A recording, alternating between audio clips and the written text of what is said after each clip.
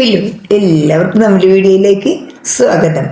ഞാൻ ഇവിടെ ഒരു പ്രത്യേക ഒരു വീഡിയോ ഇടുന്ന സാധാരണ ഇപ്പോൾ കുറച്ചാളായിട്ട് വീഡിയോ ഒന്നും ഇടുന്നില്ല. പക്ഷേ ഇതെല്ലാവരും സ്കിപ്പ് ചെയ്ത് കാണാം. എല്ലാവർക്കും വളരെ ഉപയോഗപ്രദമാണ്. നമുക്ക് സ്വയം ചെയ്തു ചെയ്യാവുന്ന ഒരു ഏറ്റവും ഗുണകരമായ കാര്യത്തെ പറ്റിയാണ് ഈ വീഡിയോ ഇടുന്നത്. മിക്കവരും യാത്ര ചെയ്യുന്നവരാണ്, യാത്ര ചെയ്യാൻ ഇഷ്ടമുള്ളവരുമാണ്. ചെറിയ യാത്രയുടെ ദൈർഘ്യം അനുസരിച്ച് നമ്മൾ അവശ്യ വസ്തുക്കൾ എടുത്തു വയ്ക്കുക. സാധാരണ ഒരു ചെറിയ യാത്രയ്ക്ക്, ഒരു ദിവസങ്ങൾ യാത്രയ്ക്കാണെങ്കിൽ പോലും ഡ്രസ്സ്, പേസ്റ്റ്, ബ്രഷ്, അതുപോലെ തോർത്ത് സോപ്പ് നമ്മൾ എടുത്തു വയ്ക്കാറുണ്ട്. ഇതൊക്കെ സ്കൂളിൽ പോകുന്ന കുട്ടികൾക്കോ ജോലിക്ക് പോയി വരുന്നവർക്കോ ഒന്നും ഈ തോർത്ത് സോപ്പൊന്നും കൊണ്ടുപോകാൻ സാധിക്കില്ല. അതുപോലെ ഒരു ഹോട്ടലിൽ ഭക്ഷണം കഴിച്ചിറങ്ങുന്ന ആൾക്ക് ഇവർക്കൊക്കെ സോപ്പിൻ്റെ ആവശ്യം വരും. നമ്മൾ കഴിച്ച ഭക്ഷണത്തിൽ പാത്രത്തിൽ എണ്ണമയം ഉണ്ടാവും, നമ്മുടെ കയ്യിൽ എണ്ണമയം അതൊക്കെ വരും, അതിൽ സ്മെല്ലുണ്ടാവും. പെട്ടെന്ന് ഒരു മുഖം കഴുകണമെന്ന് കൈ കഴുകുന്ന വെച്ചാൽ സോപ്പിൻ്റെ ആവശ്യമുണ്ട്, നമ്മുടെ കയ്യിൽ ഇതുണ്ടാവില്ല.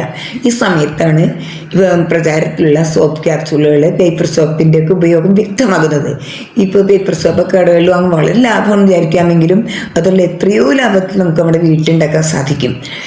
പിന്നെ സോപ്പ് ക്യാപ്സൂളുകളാണ് കുറച്ചുകൂടി മെച്ചം എന്ന് എനിക്ക് തോന്നുന്നു. ഇത് ആയിട്ട് നമുക്ക് ഉപയോഗിക്കാം. ഒരു ദിവസത്തിന് 8 പ്രാവശ്യം ആവശ്യമുണ്ടെങ്കിൽ ഉപയോഗിക്കാം. അതുപോലെ തന്നെ ഇത് നമുക്ക് ഉണ്ടാക്കുക എന്ന് വെച്ചാൽ ഇവിടെ സാധാരണ ആളുകൾ ചെയ്യുന്നത് ഒരു സോപ്പിനെ വാങ്ങി ഇതിനെ റീമേക്ക് ചെയ്ത് സോപ്പ് ക്യാപ്സൂളായിട്ട് ഉപയോഗിക്കുന്നതാണ്. അത് ആ സോപ്പിന് നമ്മൾ വാങ്ങുന്ന സോപ്പിൻ്റെ അതേ ഗുണമാണ് കിട്ടുന്നത്. ചില സോപ്പുകൾ കുഞ്ഞുങ്ങൾക്ക് യൂസ് ചെയ്യാൻ പറ്റാത്തവയായിരിക്കും. അതുപോലെ അത് ഞാൻ പിന്നെ പറയാം. അപ്പോൾ ആദ്യമായിട്ട് നമ്മളിവിടെ വീട്ടിൽ സോപ്പ് ഉണ്ടാക്കി സെയിൽ ചെയ്യുന്നുണ്ട്. അതുകൊണ്ട് തന്നെ ഇവിടെ സോപ്പിന് ആവശ്യമായ ബേസുകൾ കിട്ടും. സാധാരണ നമ്മൾ മാർക്കറ്റിൽ വിൽക്കുന്ന എല്ലാ സോപ്പുകളും തന്നെ ഉരുക്കിയെടുത്ത് സോപ്പ് ഉണ്ടാക്കാൻ എളുപ്പമല്ല. കാരണം വെച്ചാൽ അത് ഉരുകി വെള്ളം ഒഴിച്ച് തിളപ്പിക്കേണ്ടി വരും. അതിൽ പതയുണ്ടാവും. അതിലൊക്കെ നേരത്ത് ഗ്ലിസറിൻ സോപ്പുകൾ ഉപയോഗിച്ചായിരിക്കണം യൂസ് ചെയ്യേണ്ടത്. ഇനി ആദ്യമായിട്ട് ഫ്രഷായിട്ടൊരു സോപ്പ് എങ്ങനെ ഉണ്ടാക്കാമെന്ന്, സോപ്പ് ക്യാപ്സൂൾ എങ്ങനെ ഉണ്ടാക്കാമെന്ന് പറയാം. അത് നമുക്ക് സോപ്പുമായിട്ട് വീട്ടിൽ ഉപയോഗിക്കുകയും ചെയ്യാം.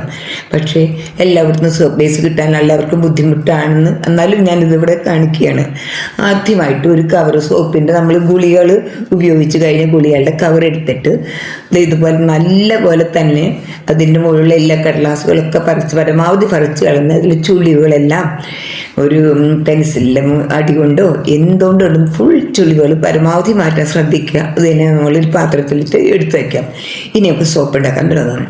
ഇവിടെ ഞാൻ 2 തരം സോപ്പ് ബേസ് വാങ്ങുന്നുണ്ട്. അതിൽ ഗ്ലിസറിൻ സോപ്പ് ബേസ് ഉണ്ട്, ഗോൾഡ് സോപ്പ് ബേസ്. 2 ഗ്ലിസറിൻ ചേർത്താണെങ്കിലും ആദ്യത്തിൻ്റെ ഗ്ലിസറിൻ സോപ്പ് ബേസ് എന്ന് പറഞ്ഞാൽ അത് ട്രാൻസ്പെറൻ്റ് ആണ്. ആ സോപ്പ് ബേസിനേക്കാളും രണ്ടും അടിപൊളിയാണെങ്കിൽ തന്നെ കുറച്ചുകൂടി മെച്ചം മിൽക്ക് സോപ്പ് ബേസാണ്. അത് വൈറ്റ് കളറാണ്. പക്ഷേ ഗ്ലിസറിൻ സോപ്പ് ബേസിന് ഗുണമെന്ന് വെച്ചാൽ ഭയങ്കര ട്രാൻസ്പെറൻ്റ് ആണ്. ഏത് കളർ ചെയ്താലും പ്രത്യേക ഭംഗിയാണ് കാണാൻ. അപ്പോൾ ഇതിന് ഞാൻ ഡബിൾ ബോയിൽ മെത്തഡിലാണ് ഇതെല്ലാം തന്നെ ഉരുക്കേണ്ടത്. സാധാരണ ഗ്ലിസറിൻ സോപ്പുകളെല്ലാം ഡബിൾ ബോയിൽ മെത്തഡിൽ ഉരുക്കാം. അതെങ്ങനെയാണെന്ന് കണ്ടു നോക്കാം. ഇതിന് ചെറിയ കഷ്ണങ്ങളായിട്ട് ചെറുതായി നുറുക്കിയിട്ട് ഡബിൾ ബോയിൽ ഒരു പാത്രത്തിൽ വെള്ളം വെച്ച് അതിൻ്റെ മുകളിൽ പാത്രത്തിലാണ്, ഈ നനവില്ലാത്ത പാത്രത്തിൽ നമ്മൾ ഈ സോപ്പ് ചെറിയ കഷ്ണങ്ങളാക്കി നുറുക്കിയെടുത്ത് നമുക്ക് എത്രത്തോളം സോപ്പ് വേണം. ഇനി ഇത് ബാക്കി വന്നിട്ട് നമുക്ക് സോപ്പായിട്ട് പാത്രത്തിൽ മുകളിൽ ഒഴിച്ചോ ഏതൊരു പാത്രത്തിൽ എണ്ണ തടവിയോ നമുക്ക് ഒഴിച്ച് വെച്ച് സോപ്പായിട്ട് എടുക്കാവുന്നതാണ്. ചെറിയ കഷ്ണങ്ങൾ ഇപ്പോൾ ഞാനിവിടെ ചെറിയ കഷ്ണങ്ങളാക്കി നുറുക്കിയിട്ട് അപ്പോൾ പെട്ടെന്ന് മെൽറ്റാവും. ഇതിൽ നമുക്ക് ആവശ്യമുള്ള മഞ്ഞളോ കറ്റാർ വാഴനീരോ അതുപോലെ തന്നെ എന്തും കളറ് വേണമെങ്കിൽ ബീട്രൂട്ട് നീരോ ആര്യപ്പിൻ്റെ ഇലയോ എന്ത് ചേർക്കുമെന്ന് വെച്ചാൽ അധികം ഒഴിക്കുക. അതായത് അധികം അരിച്ച് വെള്ളം അടുപ്പിച്ച് അധികം ഒഴിക്കരുത്, കുറച്ച് മാത്രം ഒഴിക്കുക. വെള്ളം അധികം ഉണ്ടായാലും ഇത് പെട്ടെന്ന് മെൽറ്റ് ആവുന്ന ടെൻഡൻസി വരും. അതിലേക്ക് വൈറ്റമിൻ ക്യാപ്സൂളും നമുക്ക് കുഞ്ഞുങ്ങൾക്കും നമുക്കും ഏറ്റവും സേഫ്റ്റി സാധനം ഉണ്ട് അതിൽ ചേർത്തിട്ട് ഉരുക്കി അല്പം വൈറ്റമിൻ ക്യാപ്സൂൾ കൂടി ചേർത്ത് നല്ലപോലെ ഉരുകി വരുമ്പോൾ ഇതിനെ ചെറിയ ടീസ്പൂൺ കൊണ്ട് നമ്മൾ ശരിയാക്കി വെച്ചാൽ കൊച്ചിയും ഗുളികയുടെ കവറുകളിലേക്ക് ഒഴിച്ചിട്ട് അതവിടെ വയ്ക്കുക. കുറച്ച് കഴിയുമ്പോഴേക്കും അത് ഉറക്കും. പക്ഷെ കുറച്ചധികം നേരം സൂക്ഷിച്ച് വയ്ക്കുക, അല്ലെങ്കിൽ ഓവർനൈറ്റ് സൂക്ഷിച്ച് വയ്ക്കാവുന്നതാണ്. ഇത് നമുക്ക് കവർ ചെയ്ത് വെക്കാം. ഇത് കവർ ചെയ്ത് വയ്ക്കുമ്പോൾ ഇത് നമ്മൾ ഭക്ഷണം പോയി ഈ കടലാസ് പോലത്തെ പേപ്പർ കൊണ്ടോ അല്ലെന്നുണ്ടെങ്കിൽ A4 ഷീറ്റോ ഇതെല്ലാം ഇതിൻ്റെ പാകത്തിന് ഈ കവറിൻ്റെ പാകത്തിന് കട്ട് ചെയ്തതിന് ശേഷം സോപ്പ് ഒഴിച്ചുള്ള എല്ലാ ഭാഗങ്ങളിലും പശ തേച്ച് ഇതുകൊണ്ട് അടച്ചു വെച്ചാൽ നമുക്ക് ആവശ്യത്തിന് ഗുളിക എടുക്കുന്ന പോലെ അത്യാവശ്യം മാത്രം എടുത്ത് ഉപയോഗിക്കാവുന്നതാണ്. 1-2 പ്രാവശ്യം യൂസ് ചെയ്യാം, അല്ലെങ്കിൽ 1 പ്രാവശ്യം യൂസ് ചെയ്യാം. അത് ആ ഗുളികയുടെ കവറിൻ്റെ അനുസരിച്ചായിരിക്കും. ഇനി രണ്ടാമത്തെ ഇത് നമ്മളെങ്ങനെ, ഇനിയിപ്പോൾ നമുക്കൊരു പാത്രം ടിഷ്യൂ പേപ്പറും തോർത്തൊന്നും വേണ്ട, ടിഷ്യൂ പേപ്പർ എടുത്തൊരു ചെറിയ പാത്രത്തിൽ അതിൽ ടിഷ്യൂ പേപ്പറും ഈ സോപ്പ് പൊതിഞ്ഞ് വെച്ചാൽ നമുക്ക് ക്ലാസ്സിലോ ജോലിക്കോ ബാഗിലോ എവിടെയും എടുത്ത് സൂക്ഷിച്ച് സുഖകരമായി കൊണ്ടുപോകാൻ സാധിക്കും. പാത്രം കഴുകാം, മുഖം കഴുകാം, എല്ലാത്തിനും സാധിക്കുന്നതാണ്. ഇനി അടുത്തത് എങ്ങനെയാണ് ഒരു സോപ്പ്, എല്ലാവർക്കും പുതിയ സോപ്പ് ഉണ്ടാക്കാൻ കഴിയില്ല. എങ്ങനെ ഒരു പുതിയ സോപ്പ് ഉണ്ടാക്കാം? പഴയ സോപ്പ് കൊണ്ട് ഉണ്ടാക്കാം. പഴയ സോപ്പ് എന്ന് വെച്ചാൽ നമ്മൾ ഉപയോഗിച്ച് കളഞ്ഞ സോപ്പുകൾ എടുക്കാതിരിക്കുക. കാരണം എന്ന് വെച്ചാൽ പല സമയങ്ങളിൽ എടുത്തു വെച്ചതായിരിക്കും, നമ്മുടെ വീട്ടിൽ തന്നെ പല വ്യക്തികൾ ഉപയോഗിച്ച് എടുത്തു വെച്ചതായിരിക്കും, പല രോഗമുള്ളവർ ഉപയോഗിച്ചതായിരിക്കും. അപ്പോൾ പരമാവധി നമ്മൾ ഒരു പുതിയ സോപ്പ് കൊണ്ട് ഉണ്ടാക്കാൻ ശ്രമിക്കുക. എടുക്കുമ്പോൾ ഗ്ലിസറിൻ സോപ്പ് ബേസാണ് പരമാവധി നല്ലത്. ഇതേ മെത്തേഡ് നമ്മൾ ഉരുക്കി കഷ്ണങ്ങളാക്കി ഉരുക്കിയതിന് ശേഷം, ഇപ്പോൾ ഈ സമയത്ത് നമുക്ക് ഇതേ ഗുണം മാത്രമേ കിട്ടുന്നുള്ളൂ. പുതിയ സാധനങ്ങൾ ആരും യൂസ് ചെയ്യുന്നില്ല, കാരണം അത് ഉരുക്കുന്നത് എങ്ങനെയാണെന്ന് അറിയില്ല. എങ്കിലും വൈറ്റമിൻ ഇ ചേർക്കുന്നത് നല്ലതാണ്. ഇതേ മെത്തേഡിൽ ഉരുകിയതിന് ശേഷം ചെറിയ പാത്രത്തിൽ എടുക്കാൻ ശ്രദ്ധിക്കാതെ, ഒരുപാട് വലിയ പാത്രമൊന്നും എടുക്കരുത്. ചൂടോടുകൂടി തന്നെ ഈ മുകളിൽ ഒഴിച്ച് വയ്ക്കുക. കുറേ നേരം കഴിയുമ്പോൾ എടുത്തിട്ട് ഇതേ സെയിം മെത്തേഡിൽ തന്നെ ഉപയോഗിക്കാം. ഇനി എങ്ങനെ ഒരു പേപ്പർ സോപ്പ് ഉണ്ടാക്കുന്നതെന്ന് പറഞ്ഞുതരാം. പേപ്പർ സോപ്പ് ഉണ്ടാക്കാൻ സാധാരണ ചാർട്ട് പേപ്പർ ഉപയോഗിക്കുന്നവരുണ്ട്, കളർ പേപ്പർ ഉപയോഗിക്കുന്നവരുണ്ട്. ഇതിലൊക്കെ നല്ലതായിട്ട് എനിക്കൊന്ന് ചാർട്ട് പേപ്പർ ഉപയോഗിക്കുമ്പോൾ അതിന് ബലം കൂടുതലാണ്. ഇതിൽ പെട്ടെന്ന് പത കുറവായിരിക്കും.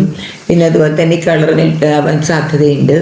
പിന്നെ അത് കഴുകി കഴിയുമ്പോൾ ഒരുപാട് വേസ്റ്റ് വാഷിംഗ് ബേസിനിലൊക്കെ വീണ്ടെടുക്കാൻ സാധ്യതയുണ്ട്. ഇവ കാരണങ്ങൾ കൊണ്ട് കൂടുതൽ നല്ല ടിഷ്യൂ പേപ്പർ ആകുമ്പോൾ സാധിക്കും. പക്ഷെ പെട്ടെന്ന് നമ്മൾ നനഞ്ഞെടുക്കിരിക്കും. ഇതിലൊക്കെ നല്ല A4 ഷീറ്റാണ്.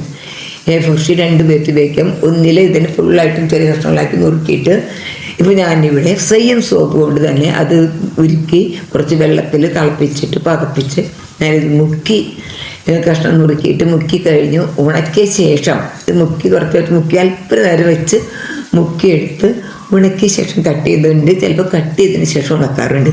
അപ്പോൾ നമ്മുടെ ഇഷ്ടത്തിന് ഏതെങ്കിലും ഷേപ്പിൽ നുറുക്കി ഉപയോഗിക്കാം. തുടങ്ങിയ ശേഷം കൊച്ചു കൊച്ചു കുപ്പികളിലിട്ട് വെച്ചാൽ നമ്മുടെ കുഞ്ഞുങ്ങൾക്ക് സ്കൂളിൽ പോകുമ്പോൾ കൊണ്ടുപോകാം, ജോലിക്ക് കൊണ്ടുപോകാം. പക്ഷേ സോപ്പ് ക്യാപ്സ്യൂൾ എടുക്കുന്ന അത്രയും ഗുണമില്ല. പക്ഷെ എന്നാലും നമുക്ക് എളുപ്പമായിട്ട് യൂസ് ചെയ്യാൻ സാധിക്കും. കടയിൽ നിന്ന് ഒന്നും വാങ്ങേണ്ട, എല്ലാവർക്കും ഇതെല്ലാം ഉണ്ടാക്കി നോക്കാവുന്നതാണ്. ഇതിൻ്റെ ഗുണങ്ങൾ പുറത്തുനിന്ന് ഇവിടെ വാങ്ങാൻ നിൽക്കരുത്, മുഴുവനായിട്ട് കാണാൻ ശ്രദ്ധിക്കുക. എല്ലാവർക്കും നമ്മൾക്ക് എൻ്റെ സ്നേഹം. എല്ലാവരും ഷെയർ ചെയ്ത്, ലൈക്ക് ചെയ്ത്, കമൻറ്റ് ചെയ്ത്, സബ്സ്ക്രൈബ് ചെയ്തൊക്കെ എന്നെ സഹായിക്കാൻ മറക്കരുത്. വീഡിയോയിൽ കാണുന്നത് വരെ നന്ദി, നമസ്കാരം.